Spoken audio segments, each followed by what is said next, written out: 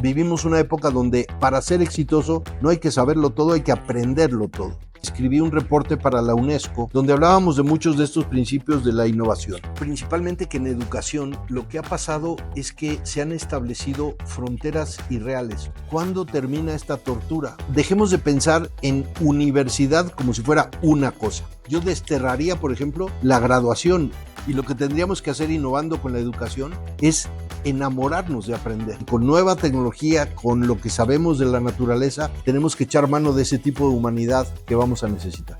Resulta que cuando hablas de educación, parecería que todo tenía que ser muy rígido. Salirnos de un mundo de las disciplinas, la innovación, viene de afuera hacia adentro. No hay una escuela, no hay una universidad.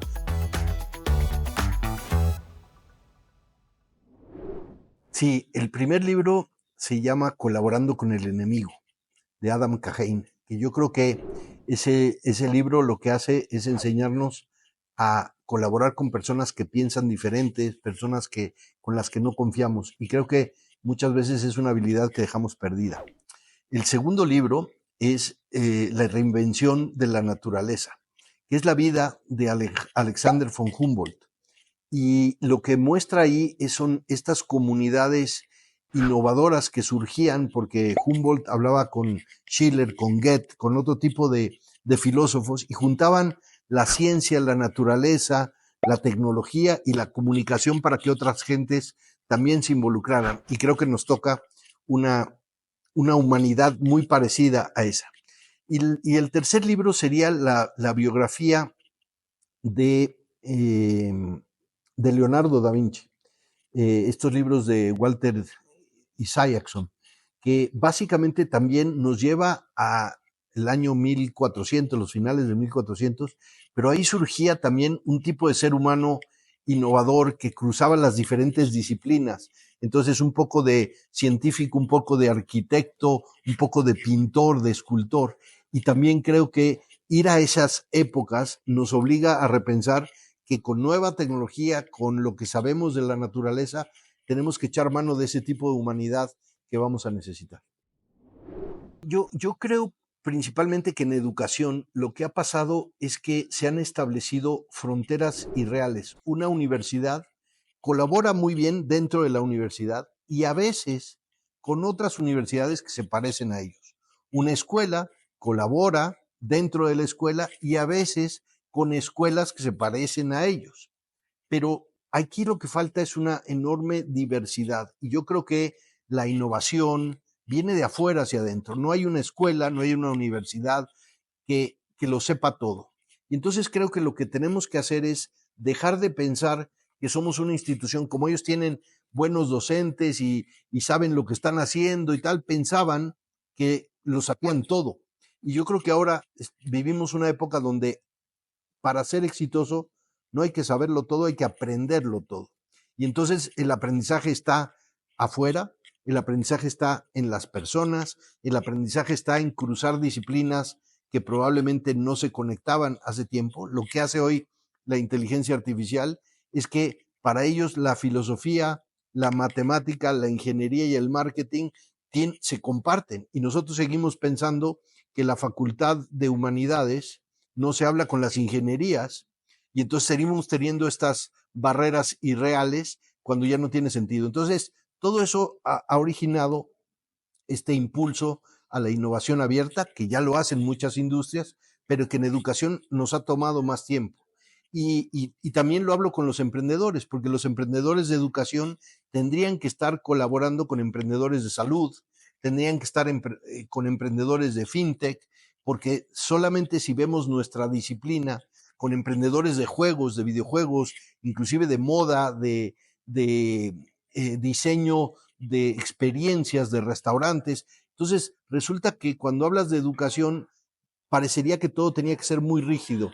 Entonces, yo creo que ahora hay que perder el control, ganar agilidad, y esa agilidad se conecta de afuera hacia adentro. Salirnos de un mundo de las disciplinas, salirnos de un formato donde voy a aprender para ver si algún día necesito, para meternos en algo que es mucho más modular. Yo hace un par de años le escribí un reporte para la UNESCO donde hablábamos de muchos de estos principios de la innovación. Entonces, por ejemplo, centrándonos en universidades, sería, dejemos de pensar en universidad como si fuera una cosa.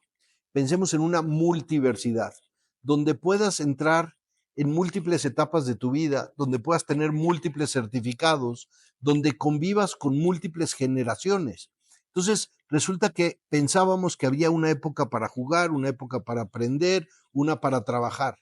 Yo desterraría, por ejemplo, la graduación. Me parece terrible pensar que vas a dejar de aprender, que ya terminaste de aprender y te vas del aprendizaje porque ya te graduaste. Y entonces, cuando nosotros le preguntamos a un estudiante, si ustedes hacen esta encuesta que nosotros hemos hecho varias veces, ¿cuál es la pregunta que más le hacen a los estudiantes? Es, ¿cuándo termina esta tortura? ¿Cuándo te gradúas? ¿Cuándo dejas de aprender? Y lo que tendríamos que hacer innovando con la educación es enamorarnos de aprender. Tendríamos que estar enseñando a enamorarnos de aprender. Tendríamos que estar entendiendo el mundo desde otros lugares que no se conocen, y después tendríamos que estar emprendiendo. Y emprender no es solamente crear una startup, es hacer cosas con eso que estás aprendiendo. Entonces, creo que esos son los principios que hacen que haya una innovación en la educación. Sí, evidentemente, cuando hablamos de los emprendedores en educación y nosotros colaboramos, por ejemplo, durante varios años para sacar los 100 emprendedores que están haciendo cosas en educación, creo que hay una categoría muy grande. Es muy difícil emprender en la educación básica, en la primaria, que en las universidades o que en el desempeño de las empresas.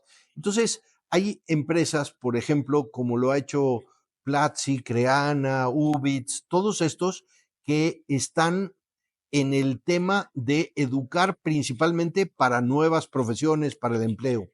Esos son muy valiosos y han logrado grandes cosas.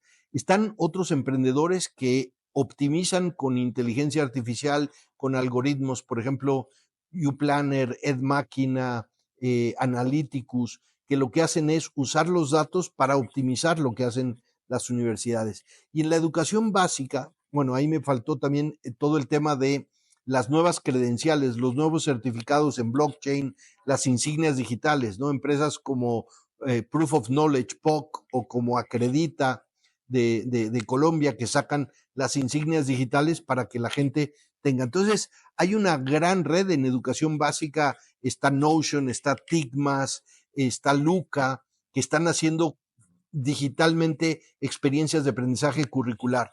La lista es infinita y aprovecho para hacer el comercial porque acabamos de hacer una asociación iberoamericana de EdTechs. Y entonces, cuando empiezas a ver todo lo que hacen bien estas EdTechs y se pueden conectar y colaborar, yo creo que estamos frente a la década de la educación en América Latina con todos estos emprendedores. Bueno, yo primero tuve la fortuna de conocer también uno de los primeros proyectos de Neo Universidad con Collective y Pato Bicharra. Y, y ahora tuve una experiencia muy reciente que fue crear una universidad de cero, la Universidad de la Libertad. Y ahí repensar todas estas fronteras que las universidades tradicionales les va a costar mucho trabajo. Justamente la próxima semana voy a estar en una reunión en Washington con 40 fundadores de universidades que tienen menos de 20 años, las instituciones, y que estamos creando unas nuevas reglas, los rankings de las universidades, el hecho de que una buena universidad se definía por si tenían muchos doctores dando clases y todos conocemos a doctores que no son buenos dando clases. Y tenemos que mucha gente toma decisiones para elegir una universidad basada en criterios de la familia o en criterios de que esta tiene una buena reputación y su título vale más. Y yo creo que todo eso se está desmoronando. Pero lo principal es que el concepto de una universidad era una elección casi como si te fueras a casar de por vida y entonces, ¿en qué universidad voy a estudiar? Yo creo que hoy no vas a dejar de estudiar.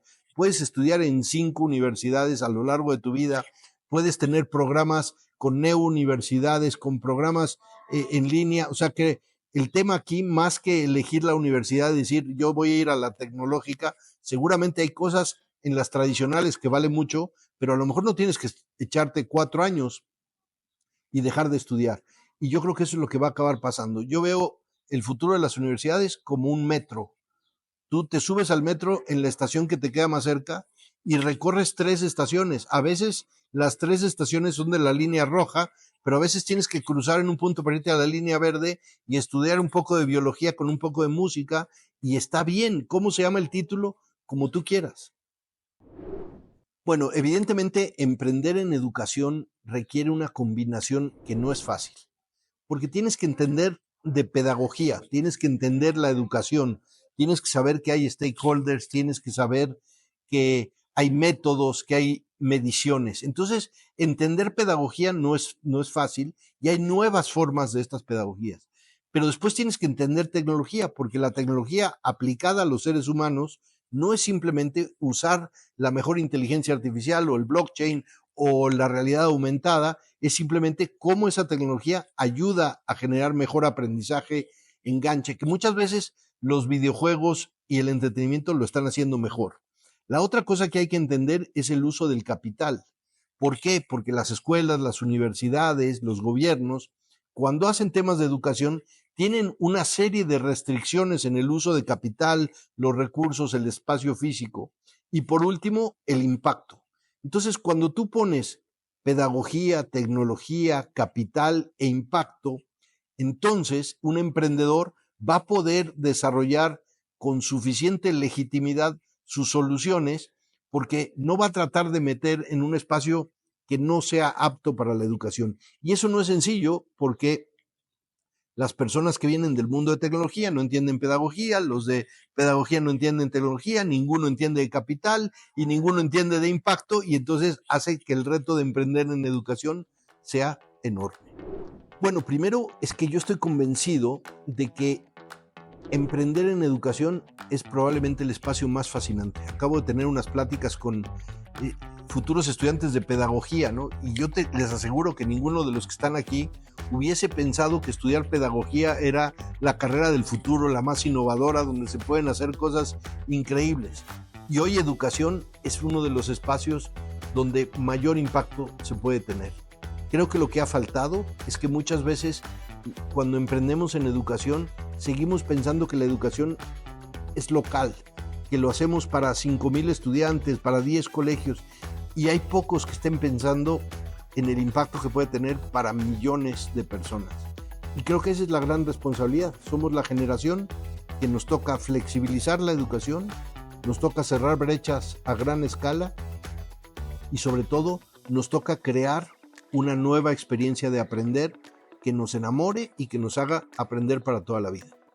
Déjame decir una cosita más, que es que si ustedes analizan todas las fundaciones, todas las empresas que tienen alguna iniciativa de ESG, ¿no?, de responsabilidad social, casi todos tienen la educación allá. Es donde más dinero se utiliza, pero se está utilizando con poco impacto. Se utiliza en cosas que no mueven la aguja. Si solamente lográramos coordinar todos esos recursos, realmente estaríamos transformando. Entonces yo creo que la inversión de impacto, este tipo de emprendedores, lo que va a hacer es trabajar en el medio. No son los que van a ser los unicornios, no son los que van a ser las fundaciones. Ese espacio del medio es el mayor lugar para impactar la educación y está prácticamente abandonado. Esto fue Irrazonables Podcast, para inquietos haciendo la diferencia. Si disfrutaste este contenido, compártelo. Irrazonables Podcast. Irrazonables Podcast. Los efectos.